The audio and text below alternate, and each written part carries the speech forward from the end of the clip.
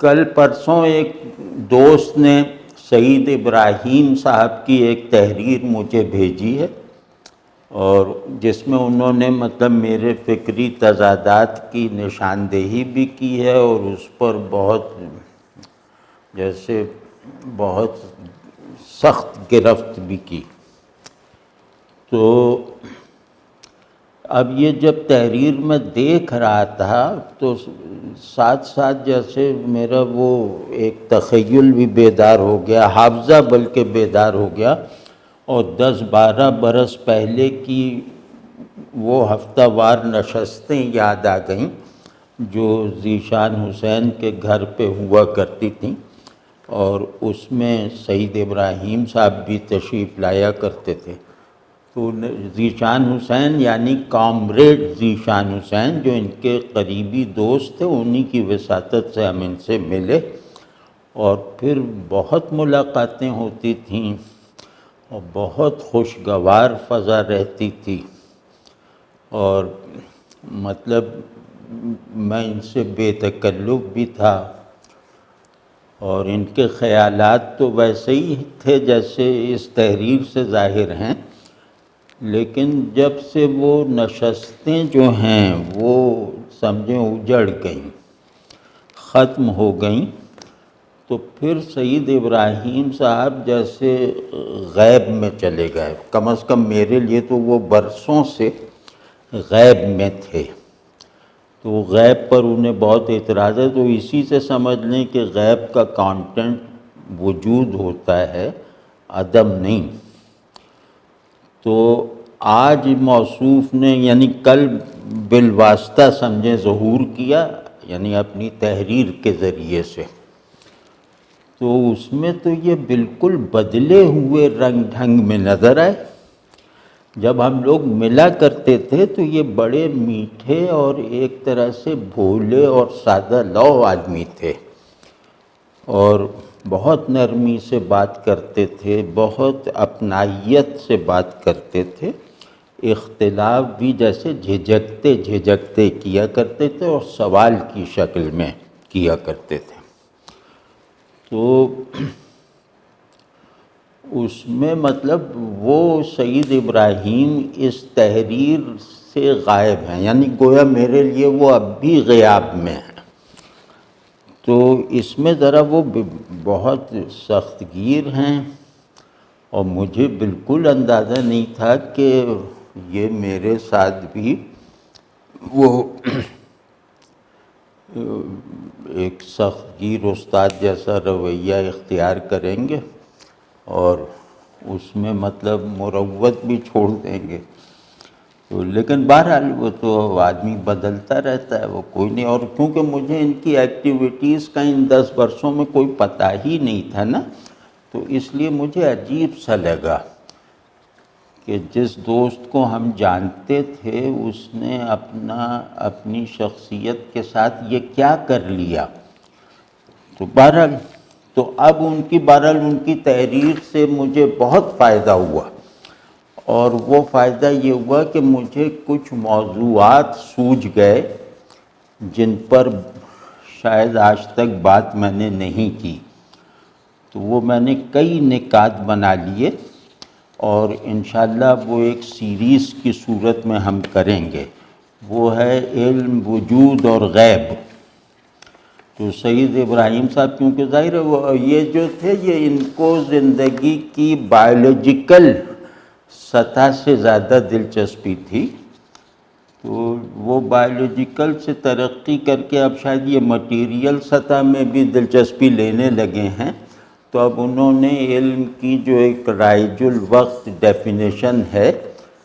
اس کو جو ہے وہ قبول کیا ہوا ہے، اس وقت سے قبول کیا ہوا تھا، لیکن اس کی قبولیت میں اب جارحانہ پن ان کے یہاں مجھے نظر آیا۔ اور دوسرے یہ کہ جن چیزوں پہ یہ اعتراض اٹھا رہے ہیں اس سے ضروری واقفیت انہیں نہیں ہے، جو ان کی تحریر سے بھی ظاہر ہے اور پچھلی صحبتوں سے بھی مجھ پر واضح تھی۔ اور ظاہر ہے ہر چیز جاننا ضروری تھوڑی ہوتا ہے، لیکن اعتراض کرتے وقت جس خیال پر یا جس فکر پر جرح کی جا رہی ہو اس کا جاننا ضروری بھی ہوتا ہے اور مفید بھی ہوتا ہے. لیکن اس طرح کے جو حضرات ہیں، مطلب سید ابراہیم صاحب، جو وجود پر کوئی قید نہیں مانتے، جو لوگ اخلاق اور وجود کے تعلق کے کسی بھی چینل کو نہیں مانتے، وہ جو ہے وہ علم کو محدود کر رہے ہیں. جو وجود کو ایک بایولوجیکل لامحدودیت دینے پر اصرار کر رہے ہیں، وہ علم کو کانشس وسعت دینے پر اعتراض کر رہے ہیں. تو عجیب عجیب سے بات ہیں. لیکن بہرحال اصولی بات یہ ہے کہ سید ابراہیم صاحب نے بہت سے اعتراضات کیے، اور ان کا فائدہ، ان میں جو بہت ہی مشترک اعتراض ہے وہ یہی ہے کہ میٹا فزکس کے مباحث کو ہم مانتے ہیں، وہ نہیں مانتے، اور ہم اس کو مذہبی رنگ میں مانتے ہیں، وہ اس مذہبی کو نہیں مانتے. تو وہ تو خیر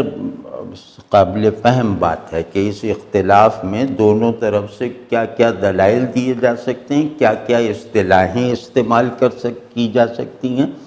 اور اس تحریر کو پڑھ کے پتہ چلا کہ کس کس طرح سے مضحکہ اڑایا جا سکتا ہے. تو وہ تو اپنی جگہ رہی. اس میں بنیادی اعتراض یہ ہے کہ غیب کیا ہے؟ غیب تو انسانی ایک مفروضہ ہے، انسانی ذہن کی بنائی ہوئی ایک کیٹیگری ہے، اور اس میں اگر غیب علم کی گرفت میں آ گیا، جتنا بھی آئے گا تو وہ غیب نہیں رہے گا، وہ گویا علم غیب کے لیے پیغام مرگ ہے. اس طرح کی کچھ باتیں ہیں. تو اس سے یہ پتہ چلا کہ یہ غیب کا علمی استعمال نہیں جانتے. مذہبی نہ جانتے ہوں تو ظاہر ہے اس سے انہیں نقصان نہیں پہنچا ہوگا، لیکن علمی اور فلسفیانہ مطلب بھی، حتیٰ کہ سائنس میں بھی جو اس کی ضرورت اور اس کی معنویت ہے، یہ اسے نہیں سمجھتے، یا اس سمجھ کا اظہار نہیں ہوتا اس تحریر سے. تو انہیں یہ مطلب میرے خیال میں پچھلی مطلب جو ہم لوگ بہت ملتے جلتے تھے، تو اس انداز سے اور اس لہجے میں اسی طرح کے ملتے جلتے لفظوں میں ان سے کہہ رہا ہوں کہ وہ غیب نقطۂ اتصال ہے شعور اور وجود کا، اور غیب نہ کوئی کانشس کیٹیگری ہے اور نہ کوئی وجودی وہ ہے مطلب دائرہ. غیب وجود کو حقیقی بناتا ہے، وجود کو حقیقت کا حامل سمجھنے کی بنیاد ہے، اور یہی غیب جو ہے وہ شعور کی تمام ایکٹیویٹیز کو ایک معنوی اسٹرکچر دیتا ہے، ایک تصور وجود کے تابع رکھتا ہے، اور وجود میں پائی جانے والی ٹرانسینڈنس کو ویل ریئلائزڈ حالت میں اس شے موجود کے علم میں، شے موجود کی معنویت میں، حتیٰ کہ اس کے مصرف میں بھی جو ہے وہ ایک کردار ادا کرتا ہے. تو غیب اگر نہ ہو تو شہود موجود نہیں ہے، شہود معلوم نہیں ہے. تو غیب اس طرح کی ایک کیٹیگری آف نالج بھی ہے اور ایسنس آف بینگ ہے. تو وہ خیر وہ تو ہم آگے چل کے ذرا اس کو تفصیل سے دیکھیں گے، لیکن اس پہ بہرحال ان کا شکریہ ہے کہ انہوں نے اس طرف متوجہ کروایا، اور بہت سی باتیں ہمیں سوچنے پر یا پہلی مرتبہ کہنے پر مجبور کیا، بلکہ یوں کہنا چاہیے اس کا راستہ دکھایا. تو آج ہم اس جو پہلی بات کریں گے، اب سعید ابراہیم صاحب سے میری درخواست ہے کہ یہ سنیں ضرور. اور تو خیر پہلی بات جو ہم کریں گے وہ ہے کہ جو ابھی کی کہ غیب وجود کا لازمہ ہے، اور اس لزوم کو یعنی اس نیسیسٹی کو نہ ذہن میں توڑا جا سکتا ہے، نہ شے میں اس کو شے کے ذریعے سے روکا جا سکتا ہے. تو ذہن بھی جو ہے وہ اس بات کا پابند ہے کہ ایبسنس یا ہڈننیس کو اپنی منزل بنائے، اپنا اوریجن بنائے، کہ ہر علم کا اوریجن لا علمی کا شعور ہے، ہر علم کا حاصل لا علمی کی تقدیر ہے. یعنی علم کا سفر شروع ہوتا ہے لا علمی کے جوہر کے وہ ایکٹیو ہو جانے سے، اور علم کا سفر ختم ہوتا ہے کہ میری منزل میری استعداد یا میرے دائرے میں نہیں آ سکتی. تو وہ کیا ہوا کہ وہ نامعلوم کا علم حاصل ہوتا ہے. تو خیر، تو اب یہ جو ہے جو ہم یہ کہہ رہے ہیں کہ شہود جو ہے وہ علم کا لازمہ ہے، یعنی علم جو ہے وہ لا علمی کی کائنات میں کہیں سے پیدا ہو جانے والا ایک چھوٹا سا سیارہ ہے، اور اس سیارے کو پوری طرح اس کا ادراک ہے. وہ سیارہ اس پوری اسکیم میں، اس پورے یونیورس میں واحد ہے کہ جس کو بار بار بدلنا پڑتا ہے، جس کو بار بار اپنی فنا سے لڑنا پڑتا ہے. فنا وہ جو فنائے وجودی ہے، اور فنا وہ بھی جو فنائے علمی ہے. اس کو دونوں طرح کی فنا کے ماحول میں سانس لینی پڑتی ہے. اس کے اندر وجود بھی کرسٹلائزڈ حالت میں نہیں ہے، اور وجود کا شعور بھی جو ہے وہ کسی شفاف موقف کا حامل نہیں ہے.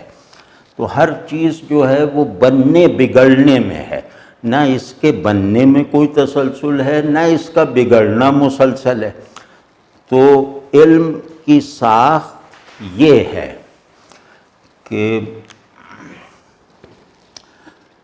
کہ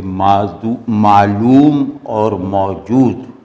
ایک نہیں ہو سکتا. علم کا، ذہن کا یا شعور کا،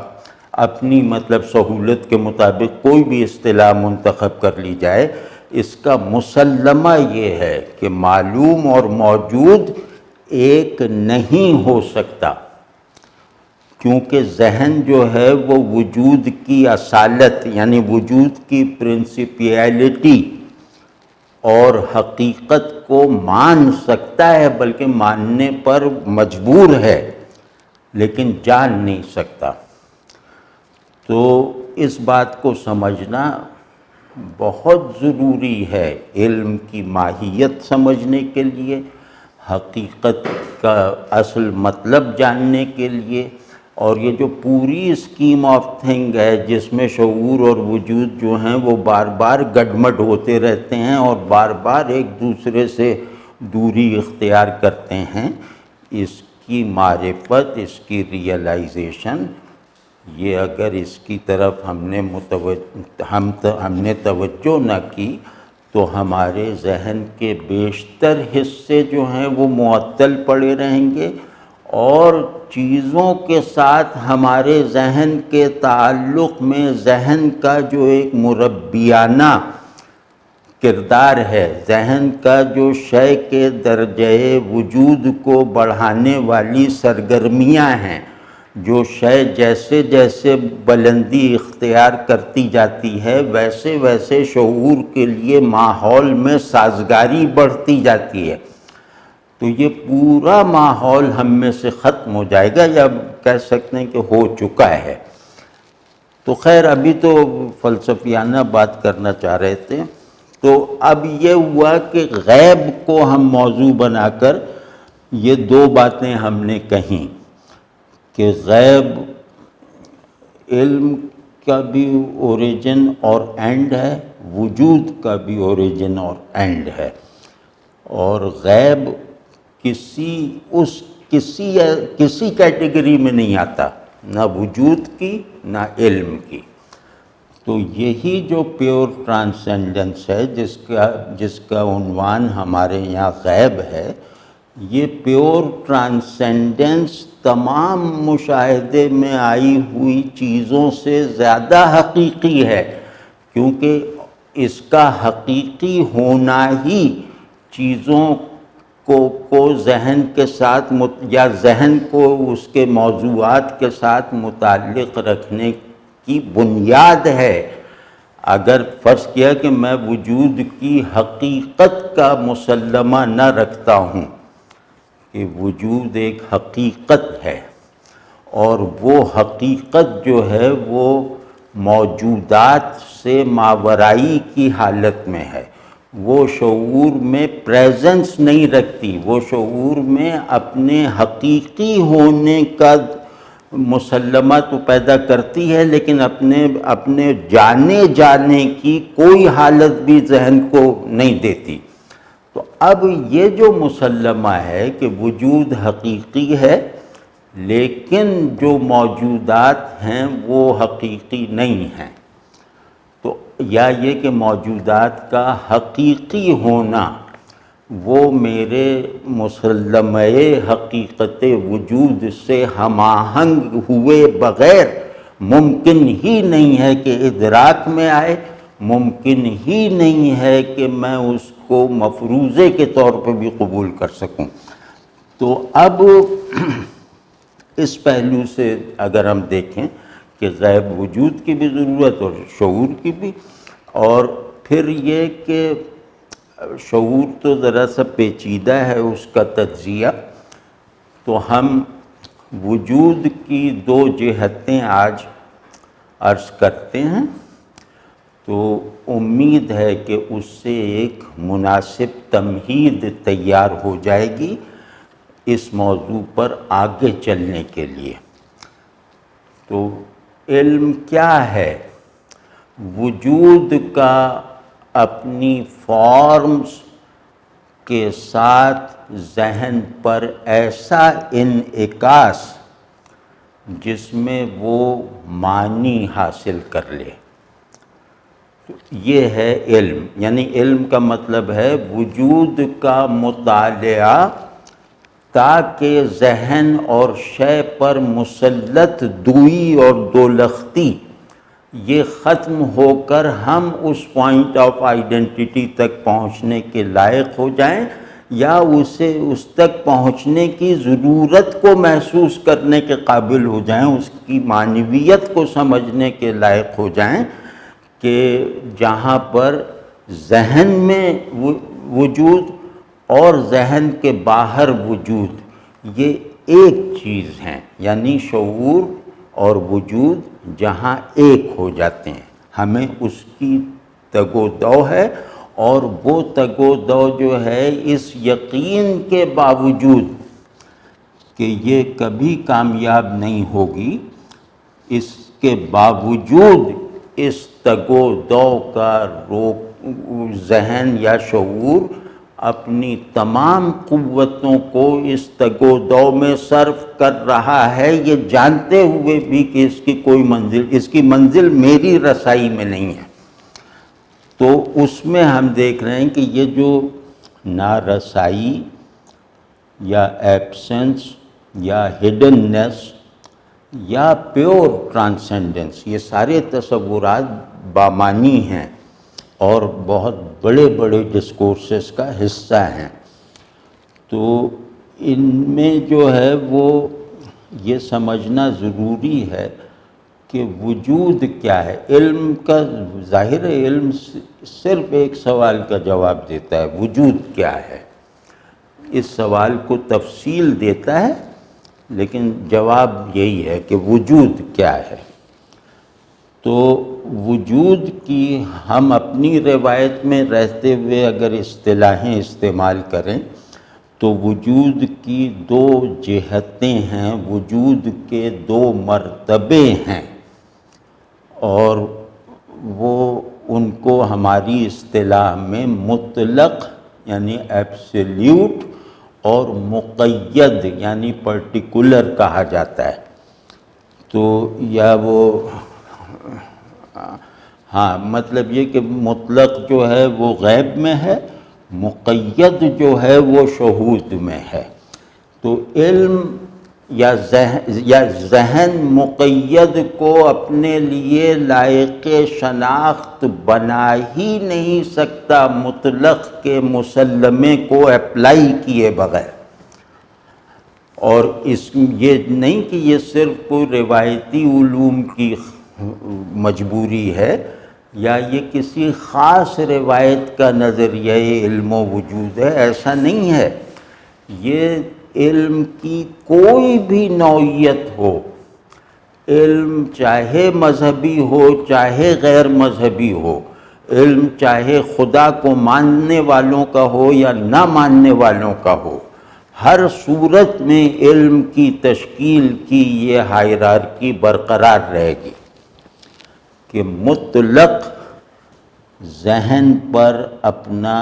واجب التسلیم سایہ ڈال رہا ہے اور شہود کی دھوپ میں اس سائے کو جو ہے وہ مسلط اور حاکم بنا رہا ہے۔ تو اس کے بغیر مطلب علم ہو ہی نہیں سکتا۔ تو اب یہ جو مطلق ہے، وجود مطلق جسے ہم کہہ رہے ہیں، یہ اس کے چند لوازم ہیں، مطلب جن کے بغیر یہ تصور میں نہیں آ سکتا، آئیڈیا نہیں بن سکتا۔ ایک ہے ہمیشگی، دوام۔ اس کا مطلب ہے کہ وہ ماورائے زمان ہے۔ ہمیشگی جو زمانی تسلسل کے ساتھ ہوتی ہے وہ ہمیشگی جیسے حادث کی ہمیشگی ہوتی ہے، مطلب جس کے دونوں سرے طے ہوتے ہیں، بس وہ چلتی جا رہی ہے لیکن وہ کہیں ختم ہو جاتی ہے۔ تو ہمیشگی حقیقی معنوں میں وہی ہے جو زمانے سے ماورا ہو، زمانہ اس کے لیے کوئی شرط وجود نہ ہو، وہ اپنی ہی شرط سے موجود ہو، اس پر باہر سے کوئی شرط نہیں لگی ہوئی، تو یہ ہمیشگی ہے۔ پھر اسی طرح وہ ناقابل تغیر ہے، مطلب چینج لیس ہے، اس پر زمانہ اور اسپیس یہ اسے سکیڑ نہیں سکتے، اسے بدل نہیں سکتے، اسے گھٹا نہیں سکتے، اسے بڑھا نہیں سکتے۔ اس کی وجودی اس کا جو ایسنس ہے وہ تو ظاہر ہے کہ علم میں نہیں ہے، اظہار میں نہیں ہے،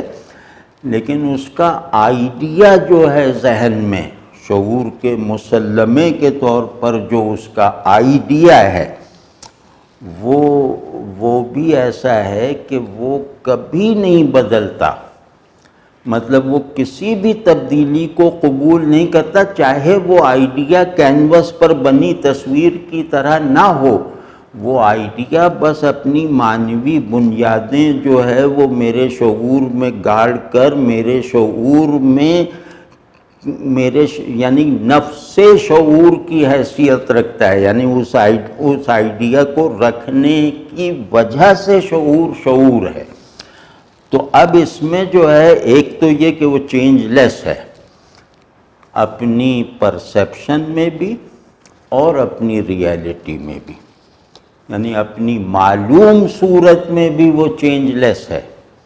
اور اپنی حقیقی میں تو ہے ہی۔ تو دوسرا یہ تیسرا جو اس کا وصف ہوگا مطلق یعنی ایبسلیوٹ، وہ ہوگا کہ یہ ہمارے شعور کا، یعنی شعور کہتے ہیں وجود کو وجود کی سمجھ کو، مطلب ایک آسان سی بات ہے، اس سے زیادہ ہے شعور،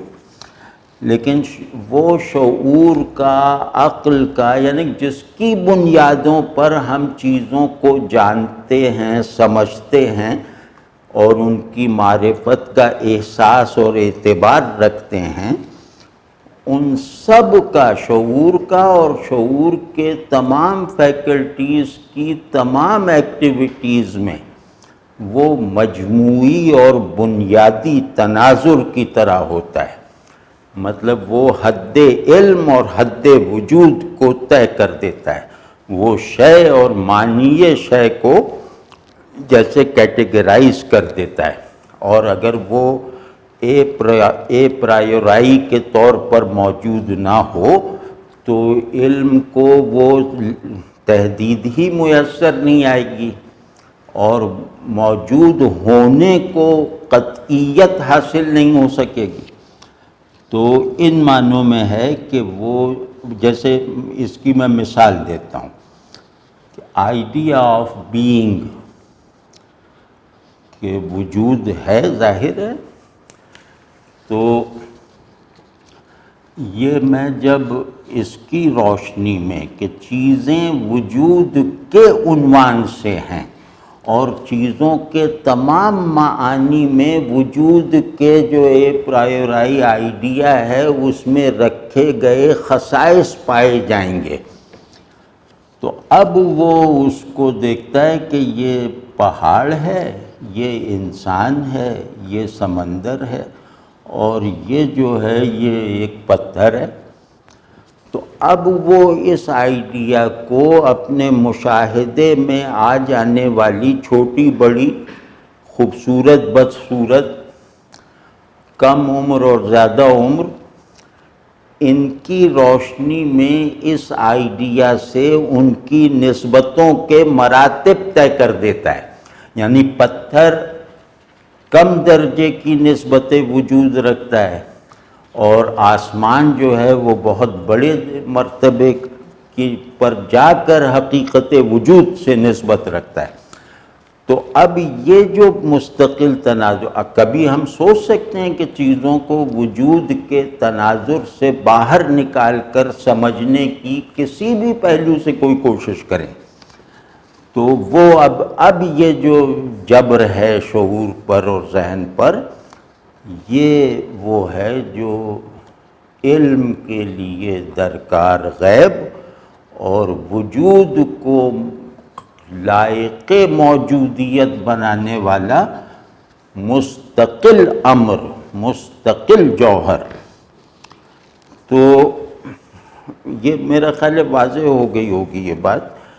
کہ مستقل تناظر کہتے ہیں کہ پہلے سے ایک نام ہے میرے ذہن میں، فرض کیا کہ ایک نام ہے دنیا، اب میں ادھر دیکھوں ادھر دیکھوں، پاکستان دیکھوں، وہ ترکی دیکھوں، کچھ بھی دیکھوں، یا کچھ بھی یہاں آنکھوں سے جو دکھائی دے رہا ہے اور حواس سے محسوس ہو رہا ہے، وہ سب جو ہے وہ اپنا جو جینرک نیم ہے ان کا وہ دنیا ہے۔ اب ان کے اپنے اپنے ذاتی نام اور ان کی پہچانیں چاہے جتنی بھی الگ ہوں، یعنی یہاں کا ظالم، یہاں کا مظلوم، یہاں کی آگ، یہاں کا پانی، یہ سب آپس میں ایک دوسرے سے تضاد کی نسبت رکھنے کے باوجود اپنا ایک میٹا ڈیفینیشن رکھتے ہیں، وہ ہے دنیا یا وجود، جس طرح بھی آپ اس کے کہیں۔ تو ایک نام ایسا ہوتا ہے جو میرے تمام معلومات کو اپنے اندر سمو لیتا ہے۔ یہ وہ وحدت ہے جو شعور عالم موجودات کی کثرت کو بامعنی بنانے کے لیے اور انہیں حقیقی وحدت کے دائرے میں رکھنے کے لیے جو ہے وہ اپلائی کرتا ہے۔ تو اب جیسے اب ایک اور مثال دیتا ہوں کہ اگر تجربے سے علم حاصل ہوتا ہے تو فرض کے پتھر ہے، ایک پتھر ہے، تو مجھے اس کا، میں ایک ایسے علاقے میں رہتا ہوں جہاں پانی نہیں ہے، تو وہ جیسے وہ قطب شمالی وغیرہ ہے، تو وہاں کوئی پتھر جو ہے وہ میں جب آگ جلاتا ہوں تو یہ دیکھتا ہوں کہ برف تو پگھل جاتی ہے لیکن پتھر متاثر نہیں ہوتا ہے، یہ تھوڑا سا کالا ہو جاتا ہے، اس کو صاف کر لو پھر ویسے ہی ہے، مطلب یہ آگ میں جلتا نہیں ہے۔ اب یہ میرا ایک یقینی مشاہدہ، مطلب مشاہدے کے نتیجے میں پیدا ہونے والا ایک یقینی علم ہے، اور میں اس کو ثابت کر سکتا ہوں۔ اگر کوئی اس پہ شبہ کرے تو میں کہوں گا پتھر کو ڈال کے آگ میں دیکھ لو۔ لیکن جیسے ہی سچویشن بدلتی ہے، جیسے ہی کانشس کنڈیشنز بدلتی ہیں، وہاں وہ دوسری سچویشن ہے کہ جہاں آگ نہیں ہے پانی ہے، تو وہاں میں پتھر کو پانی میں نے پھینک کے دیکھا تو ڈوب گیا، غائب ہو گیا۔ تو اب میں اس بات پہ ڈٹ جاؤں کہ پتھر اصل میں پانی میں ڈوبنے والا ہے، یعنی پتھر اپنی غایت میں پانی میں ڈوبنے کے لیے ہے، اور وہ اسکیمو آ کے مجھ سے لڑے کہ تو نہیں، پتھر آگ میں نہ جلنے کے لیے ہے۔ تو اب ان دونوں صورتوں میں یہ جو تضاد ہے، اور اس تضاد کا سبب بھی پوری طرح ہمیں معلوم ہے، اور اس سبب کو دور کر دینا بھی بالکل آسان ہے ایک تیسرے آدمی کے لیے، لیکن اس سارے تضاد اور اس سارے جھگڑے اور ان تمام محدودیتوں کے ہوتے ہوئے بھی دونوں کا آئیڈیا آف وجود جو ہے، یا آئیڈیا آف میٹر، جو بھی آئیڈیا آپ لگا لیں، وہ اس پر پوری طرح اپلائیڈ حالت میں ہے۔ وہ اس پتھر کو اس کے آئیڈیا سے جوڑنے میں کوئی غلطی نہیں کر رہے، وہ ان کا علم ناقص ہے، لیکن اپنے معلوم کو اس کی حقیقت سے، جو ان کے شعور میں مسلمے کے طور پہ موجود ہے، اس کی حقیقت سے جڑا رکھنے میں ان کے یہاں کوئی تعطل اور کوئی غلطی اور کوئی خرابی نہیں ہے۔ تو یہ ہوتا ہے، مطلب یہ جب ہم آگے چل کے اس کو دیکھیں گے نا، پرسپیکٹیو اور نالج، تو اس میں بہت دلچسپ چیزیں سامنے آئیں گی، اور یہ جو ایمپیریسزم والوں کا گھمنڈ ہے کہ علم صرف یہ ہوتا ہے، علم صرف یہ ہوتا ہے، یہ آپ کو لگے گا کہ جیسی بچوں کی ضد ہے۔ تو بہرحال ابھی تو ہم اس کی تھوڑا سا اس کی تمہید بنا رہے تھے۔ تو اسی طرح بس وجود مقید اور کر دوں تو پھر انشاءاللہ آگے ہم کریں گے۔ اور یہ بھائی پوری میں نے جیسے کتاب جیسی فہرست بنا لی ہے، اب امید ہے کہ انشاءاللہ تھوڑا آج روانی نہیں تھی لیکن آگے چل کے روانی پیدا ہو جائے گی۔ تو وجود مقید مطلب آپ سمجھ رہے ہیں نا کہ ہم آج وجود کو ڈیفائن کر رہے ہیں، یعنی علم کا معروض اور علم کا ظرف۔ شعور کیا ہے؟ وجود میں گندھی ہوئی خود شعوری، یعنی وجود اپنے ہی ادراک میں، اپنا ادراک اور اپنا ہی مدرک، یہ ہے شعور،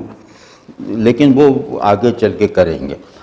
تو وجود مقید جو ہے، یعنی کہ زمانی مکانی وجود، مخلوقات کا وجود،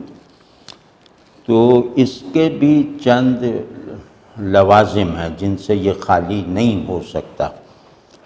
اور وہ ہے حدوث، یعنی عارضی ہونا، یعنی ابھی ہے، نہیں تھا، پھر ہوا اور پھر نہیں ہوگا، اس اسکیم میں ہونا، زمانی مکانی ہونا۔ یعنی لامحدودیت اس میں نہیں ہے اور دوام نہیں ہے اسے، اور یہ دو اس کی بالکل جیسے لازمی اوصاف ہیں، مطلب ان میں سے ایک بھی کم ہو جائے تو مقید ہونا جو ہے وہ ختم ہو جائے گا۔ تو اب جو بات ہے جس کو کتابی منطق وغیرہ پڑھنے والے نہیں ہے سمجھ پاتے، وہ بات ہے کہ مقید وہ ہے جو مطلق کی یقینی نسبت سے موجود ہو، مطلق کی سے نسبت کے بغیر مقید ناقابل فہم ہے، اور یہ جو مقید ہونا بھی کوالیفائی کرنا پڑتا ہے، وجود مقید بھی کوالیفائی کرنا پڑتا ہے،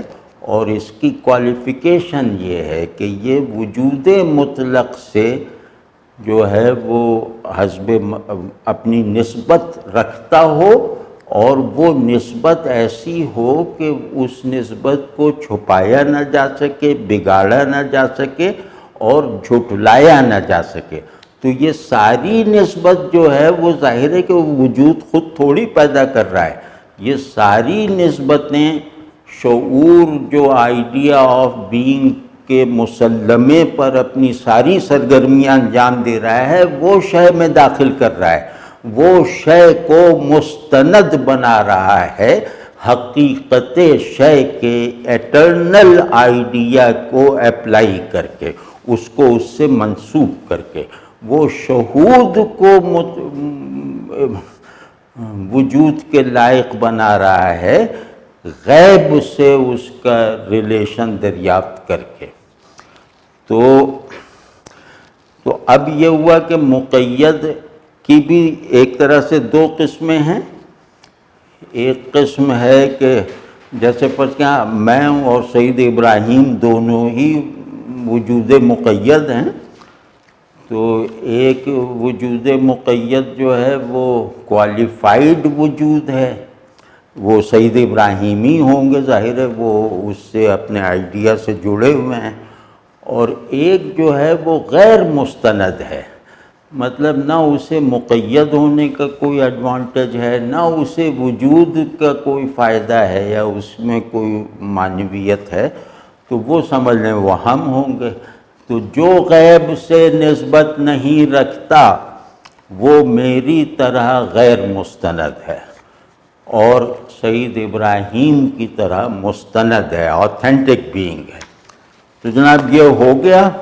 اب اگلی مرتبہ اللہ نے چاہا تو بالکل اسکالرلی بھی بات کریں گے، اور جو میری خواہش ہے کہ علم میں جو ایک خلاقی ہوتی ہے، یعنی شعور میں بڑی باتوں تک پہنچنے کے لیے ایک کریٹیوٹی ہونی چاہیے، وہ ذوق جو ہے وہ بیدار کرنا ہے، اور اس سارے موضوع کو اس طرح دیکھنا ہے کہ اس میں ہمارے تخیل کی سمتیں بھی درست ہوتی رہیں، اس میں ہمارا تخیل ہمارے تعقل کے کام آتا رہے۔